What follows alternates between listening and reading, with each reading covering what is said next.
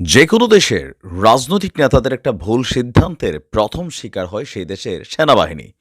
যখন কোনো রাষ্ট্রের সাথে যুদ্ধে জড়িয়ে যায়, রাজনৈতিক নেতারা এসি রুমে বৈশা বৈশা বিবৃতি আর ব্রিফিং দেওয়া ছাড়া এদের কিন্তু কোনো কাজ নাই।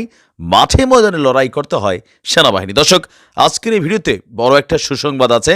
আমরা চাই এই পদত্যাগ আরও গণহারে ছড়িয়ে পড়ুক ইসরায়েলের সকল সেনা সদস্যদের মধ্যে, কারণ পরিস্থিতিটা আস্তে আস্তে ঘোলাটে আকার ধারণ করেছে। প্রায় ৫ মাস এই যুদ্ধ চলছে, কিন্তু দৃশ্যত ইসরায়েল সেনাবাহিনী ধ্বংসযজ্ঞ চালানো ছাড়া, ৩০,০০০ মানুষের প্রাণ কেড়ে নেওয়া ছাড়া, যুদ্ধের যে মেইন উদ্দেশ্য ছিল আমাদের বীররা যে ৩০০-র কাছাকাছি মানুষকে ধরে নিয়েছিল, এদেরকে কিন্তু কার্যত উদ্ধার করতে পারে নাই।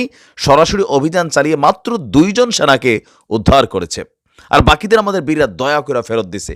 এই নিয়ে ইসরায়েলি সেনাবাহিনী এবং ইসরায়েলের প্রধানমন্ত্রী নেহুর মধ্যে একটা দ্বন্দ্ব চলছে। আর সেই দ্বন্দ্বের জেরে ইসরায়েলেরই একটা রাষ্ট্রীয় টেলিভিশন, আপনার চ্যানেল 14, তারা যে তথ্য দিয়েছে, সেই তথ্য সামনে আসার পর আমার কাছে অনেকটা রিল্যাক্স ফিল হয়েছে যে আলহামদুলিল্লাহ এই ঘটনাটা ঘটুক। চ্যানেল 14 তাদের দেওয়া প্রতিবেদন অনুসারে আপনার এই মুহূর্তে ইসরায়েলের সেনাবাহিনীর যিনি মুখপাত্র বিবৃতি দেন, তার নাম হচ্ছে ড্যানিয়েল হ্যাগারি, আপনার রিয়ার অ্যাডমিরাল। তিনি সহ আন্তর্জাতিক মুখপাত্র আপনার হ্যাচার্ড নামক ২ জন ব্যক্তি তারা পদত্যাগ করেছেন। এর পাশাপাশি ইসরায়েল সেনাবাহিনীর এই যুদ্ধকে পরিচালনা করা ২ জন কর্নেল, তারাও কিন্তু এখানে আপনার কি বলা হয় যে একজন নাম হচ্ছে বারমুট আর একজন নাম হচ্ছে সম্ভবত মার্কার্জ, এই ২ জনও পদত্যাগ করেছেন। এখন এই উচ্চ পর্যায়ের প্রতিনিধি যারা আছেন বা সেনাবাহিনীর এই অফিসাররা আছেন, তাদের পদত্যাগের খবর কিন্তু ওইভাবে প্রকাশ করেনি আপনার ইসরায়েলি সেনাবাহিনী। এখন কেন এই পদত্যাগ? কারণ এই মুহূর্তে ইসরায়েলি সেনাবাহিনীর প্রতি নির্দেশ হচ্ছে মিশরের সাথে যে সীমান্তবর্তী এরিয়া রাফা, আপনারা জানেন যে সেখানে গতকালকেও হামলা চালিয়েছে, আর এখানে প্রায় ১০০-র বেশি মানুষ শাহাদাত বরণ করেছে। তো এই ইস্যুগুলোতে রাফা সীমান্তে আপনার ইসরায়েলি সেনাবাহিনী কোথাও না কোথাও, তারাও তো আসলে মানুষ, বুঝছেন। এখন উপর থেকে হাই কমান্ডের একটা নির্দেশনা থাকে, সেনাবাহিনীর যারা টিম মেম্বার থাকেন লাইক এ কম্পিউটার সফটওয়্যারের মতন জাস্ট একটা প্রোগ্রামিং হয়, অর্ডার থাকে ফায়ার দেন ফায়ার, আর যদি অর্ডার থাকে যে মানে ব্যাক করো, তাহলে ব্যাক করে চলে আসে। এখানে সাধারণ সৈনিকদের কোনো ধরনের বিদ্রোহ করার কিন্তু সুযোগ নাই। পৃথিবীর যে কোনো রাষ্ট্রে সেনাবাহিনীর কোনো সদস্য যদি বিদ্রোহ করে, তাকে কিন্তু আপনার একটা হিউজ পানিশমেন্টের মুখোমুখি হতে হয়।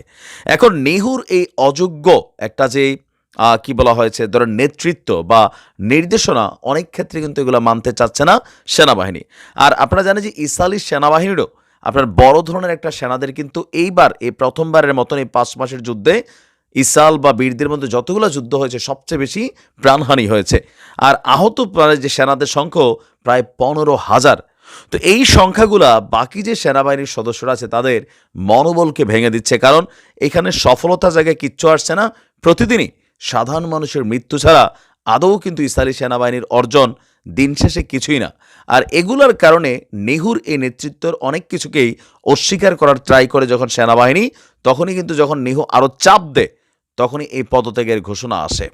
আমার মনে হয় যে ইসরায়েলি সেনারা বুঝতে পারছে যে কোথাও না কোথাও তারাও তো মানুষ। আমি বললাম না যে তারাও কিন্তু বোঝে। আপনি দেখেন বিশ্বজুড়ে এই ধর্মের অন্যান্য যারা মানুষ আছে, সাধারণ জনতা আমেরিকাতে, ইউরোপের দেশগুলোতে ব্যাপক প্রটেস্ট করছে আমাদের বীরদের জন্য, প্রটেস্ট করছে মার্কিন সেনাবাহিনীর রানিং এবং সাবেক সদস্যরা। আমরা চাই এই বিদ্রোহ বা ধরেন এই পদত্যাগ ছড়িয়ে পড়ুক গণহারে, তাহলে নেহুর এই অভিযান ব্যর্থ হবে ইনশাআল্লাহ। ভালো থাকুন। আসসালামু আলাইকুম।